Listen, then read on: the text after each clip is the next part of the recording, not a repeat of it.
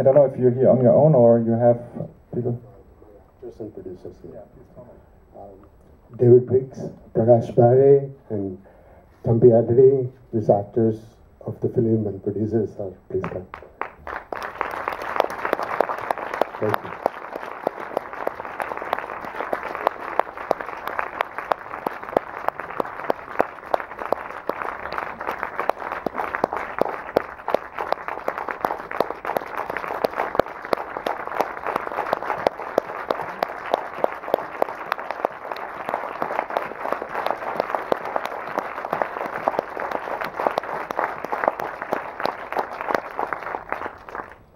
What brought you to give space to make The Untouchables visible on screen? It's a pressing situation there, and I born and brought up in Kerala, so we grew up with the situation. And in Kerala right now, the Dalit land rights movement is very alive. There is several squatting sites, and we shot one of the film in one of the real land struggle venue, which is good. So it is, caste system is, we think, it's the most oppressive, racist system that invented by India, introduced by India, and it's supposed to be declared as a racism, and practice of caste supposed to be banned all over. So we want to bring world attention to the human rights violations still going on. And what does the Indian government say to The Untouchables? Yeah. And this film is initially banned in India and still banned in its full form. We have censorship in India. We went through different censorship hierarchies in front of different committees to review the film, and they suggested several cuts.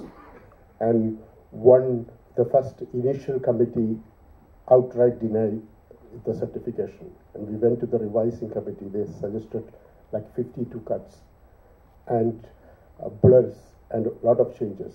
We went final appellate tribunal in Delhi, and they allow us, but we have to remove certain scenes and blur the effigy burning scene of Gandhi, and the word Gandhi pronouncing supposed to be considered as a four-letter word. We have to beat that.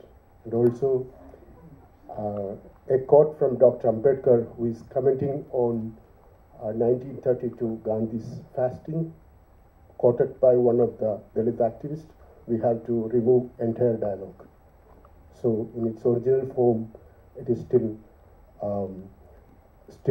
banned. But all the government-funded festivals refused to take the film, and we had a private screening, and cops burst in and shut down the theater, and the audience went to the festival venue and have a huge protest. That was the situation now. And this is your first film, right? Yeah, I did several documentaries and short films. This is my first feature film. What was Gandhi's perception of The Untouchables? That is very controversial subject. Gandhi's perception strategically changed the later period, but earlier time he wrote in Harijan, caste system is the most scientific social order, and if somebody tried to get rid of caste system, they are trying to get rid of India. So being a Sanatana Dharmi, Hindu fundamentalist, Gandhi has to endorse Varnasrama Dharma. So Gandhi's longest satyagraha was not against British people.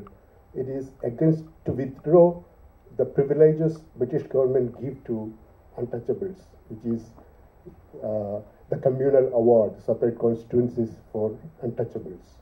So Gandhi's attitude towards untouchables as a Hindu Sanatana Dharmi was very clear. Questions from your side? Raise your arms. There's a question here. Oh, is there the microphone coming up there? Okay. So we go back first.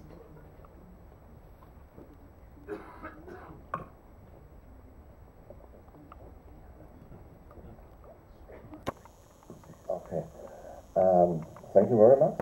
I was really impressed movie. First, I was thinking in which direction this thing will go, but I can understand this is really controversial, and I found it very interesting how you linked the freedom struggle into present-day India. You know, this from the 30s, the controversy between Ambedkar and Gandhi, to bring it into today's India. You know, this whole subject. I found it really, really interesting. So we are here told in the West, you know, sometimes, okay, the Dalits, we have Mayawati as a chief minister, so you had a president, the Dalit. So what is the actual situation? It's not that worse. So when I see your film, I think it's really it got worse than 47. Is it your message? Thank you for the question. And it is, of course, there's people like Mayawati and Lalu Prasad Yadav, that kind of token leaders in power. When last 30 years, the caste politics is changed, Dalits organize and playing the caste identity politics. But the mainstream token leaders getting in power, that's not really going to solve the Dalit issue of India. Right now, a civil war going on in India, which is the Maoist guerrillas taken over the Dalit Adivasi struggles in Northeast and Chhattisgarh. Dandagarindya is the place, that liberated area. The Maoist guerrillas are fighting against India government, and India having a military expedition within India, which is called Operation Green Hunt, which is going on last 6 or 7 years. So the situations are varies all over. There was a question here in the front. I've got the mic at the moment. Where are you? Here. There? Okay. Yeah. I've got two questions. First question is, how long has the caste system been in existence in India? And my second question... Can we go first for that question? Oh, sure, Thank you. Yeah. It was actually caste system is getting its energy from the Brahminical religion, which is from the Vedic tradition. And the Brahminical social order extended as Hinduism, what we know as now.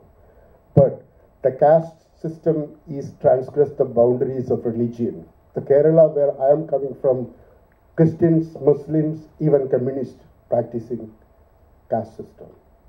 The central character of the film, that's Kallen Pokudan, that the Dalit leader acting himself in the movie, he was originally a communist activist, and he quit party because of caste discrimination he suffered within the party. And the caste is transforming every decade. The 8th century or 18th century caste is not the caste right now. Even 1970s, after the caste is transforming, it's mutating, it is taking polymorphic forms throughout the history. And it is more subtle but more pervasive now. And historically speaking, caste system being in place like a millennium.